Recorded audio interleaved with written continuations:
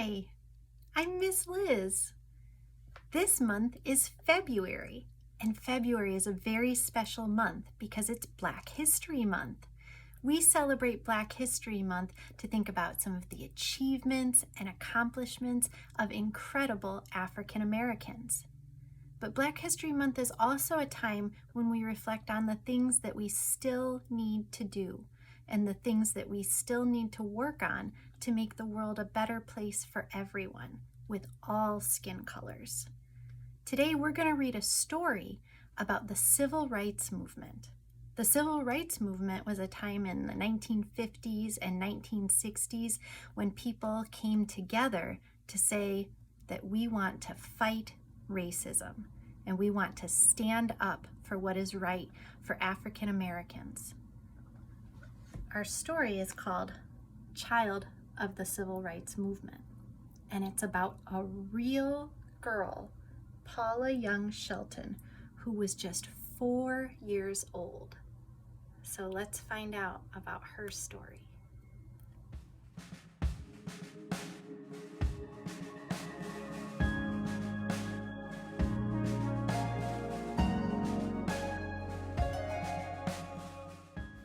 Child of the Civil Rights Movement by Paula Young Shelton and Raul Colon.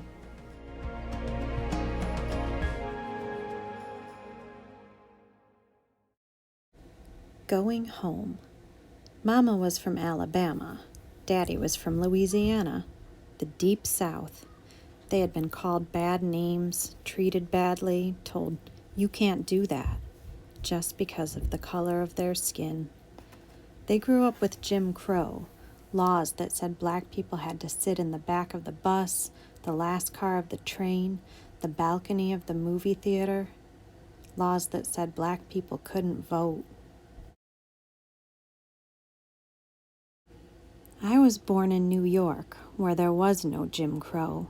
But one day when Mama and Daddy were watching the news, they saw something called the Freedom Riders, black and white students riding buses together from the north to the south to protest the bad laws. They watched as racists pulled the students from their seats and set the buses on fire. "We have to go help," my father exclaimed. "We have to go home," my mother declared. So Mama and Daddy packed up their 3 little girls, Andrea, Lisa, and me, and we went back to Georgia, back to Jim Crow, where whites could, but blacks could not, back to the heart of the Civil Rights Movement. My first protest. In our new home in Atlanta, Jim Crow was everywhere. At first, I thought Jim Crow was a big black crow that squawked whenever a black person tried to get a good seat. "Caw, caw, you can't sit here." But really, he was a white man who lived long ago. He painted his face black and made fun of African Americans. He didn't sound very nice to me. I guess that's why they named the laws after him, because they weren't very nice either. Despite Jim Crow, a few restaurants had opened where blacks and whites could eat together. One Sunday, Mama and Daddy decided to see how far things had really come. So after church, we went to have brunch at the brand new Holiday Inn restaurant. We stepped into the fancy lobby with chandeliers hanging from the ceiling, and we asked for a table. But they wouldn't let us in. We looked at all the empty tables with white tablecloths and the few white faces that stared at us in horror. All we wanted was to sit down and eat. I was so hungry that I started crying, but they wouldn't let us in. "My baby's hungry," Mama said, while I kept crying louder and louder. Mama and Daddy didn't try to stop me. They simply sat me down and let me cry. And did I ever! I screamed at the top of my lungs. My very first protest. My own little sit-in. But but they still wouldn't let us in. Uncle Martin. Uncle Martin had a big, broad smile and eyes that twinkled. "Come here, girl," he'd say whenever our families would meet at one of the only pools for African Americans in Atlanta, the Ollie Street YMCA. "Are you ready to get in that water and teach me how to swim?" Run! I would run as fast as my skinny little legs could carry me. Run and leap. Leap into his wide open arms and fly. Fly as he threw me high into the air. "No!" I would scream and laugh, my arms clasped tightly around his neck as he pretended to throw me in. But Uncle Martin wasn't really my uncle. Not by blood, anyway. We were close because our fathers worked together. Close because our mothers worried together. Close because we all struggled together. Close because we were brought together for a common goal, a common good. We were one family, the family of the American Civil Rights Movement. The Civil Rights family.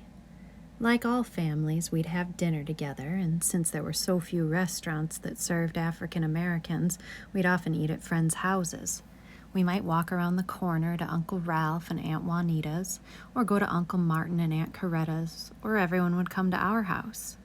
One night, when it was our turn to host, I sat under the kitchen table, watching and listening, watching the folks in the dining room, listening to the booming voices, angry sometimes very angry. They were talking about Selma, Alabama, whereas in most cities in the South, blacks had been denied the right to vote. They were organizing a huge march to protest from Selma to Montgomery. They had already marched twice before, and twice before they'd been beaten back. With everyone trying to talk at once, I thought they sounded just like instruments tuning up before a concert. Blackwell, the professor, was like a trombone, so smooth, clearly presenting the facts. Hosea ambled around the table in his overalls, tooting like a tuba.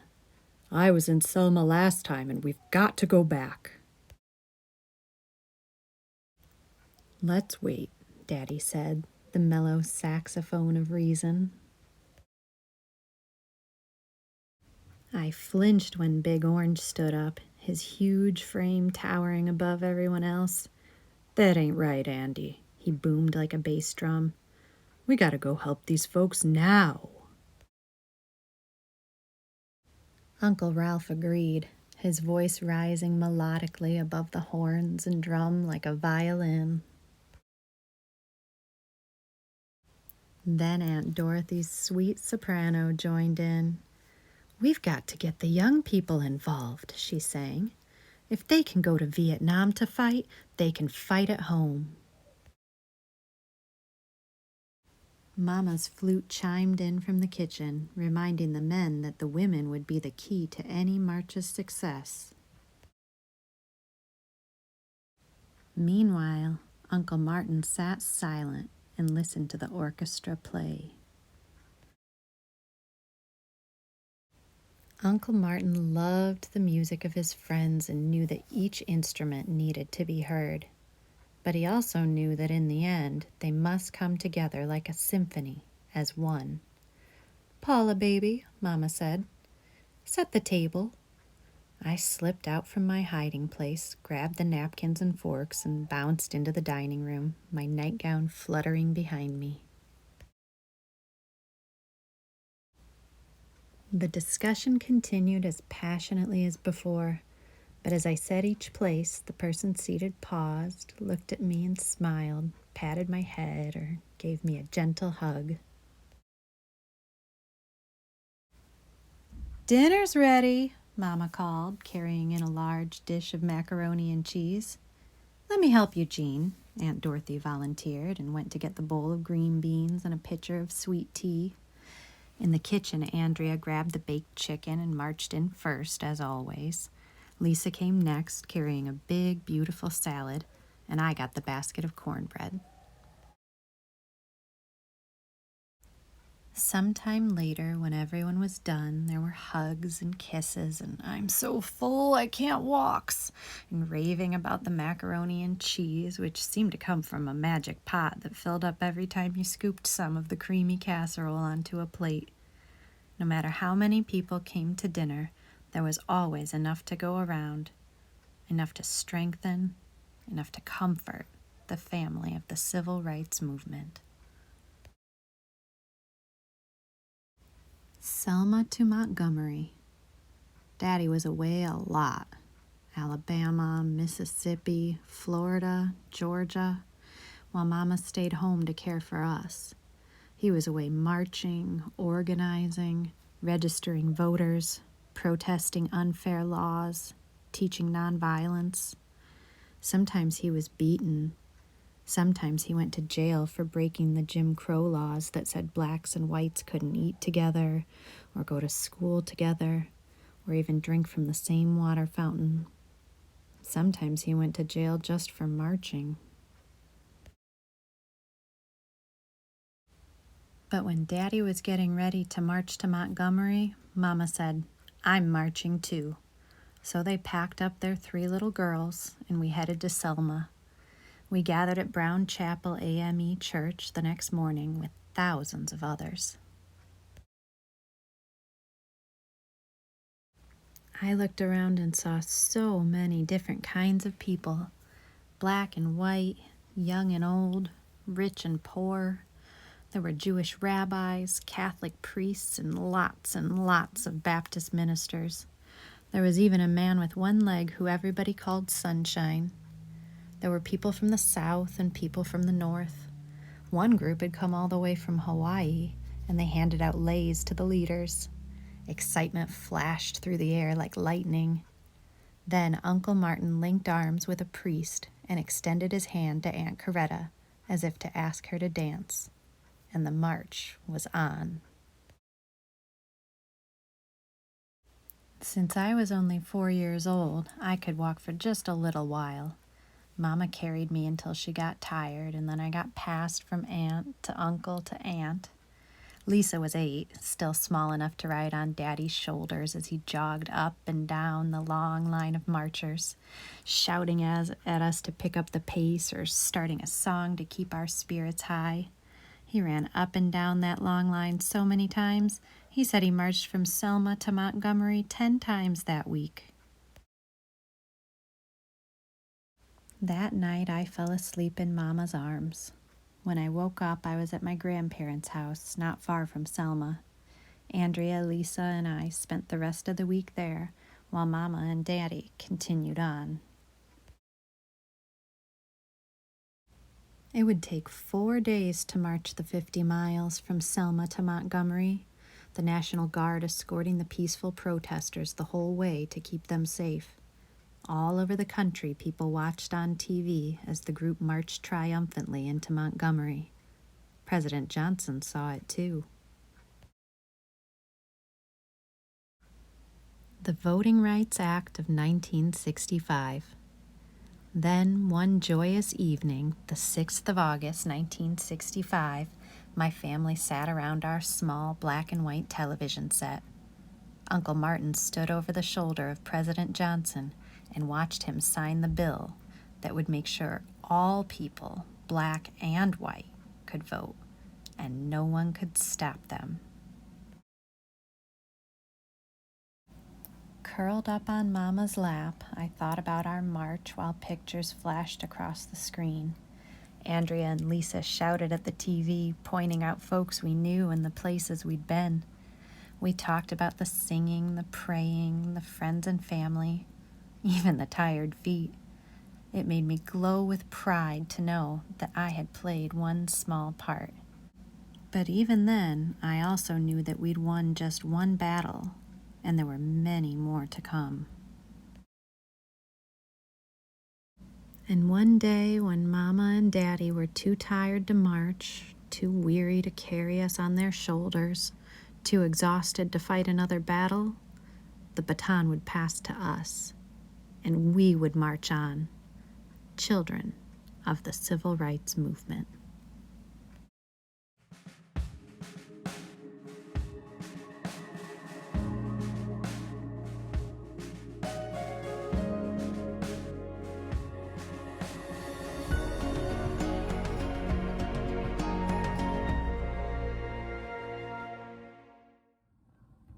The end.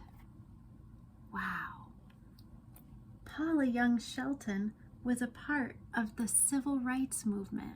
She was just 4 years old. That's pretty incredible.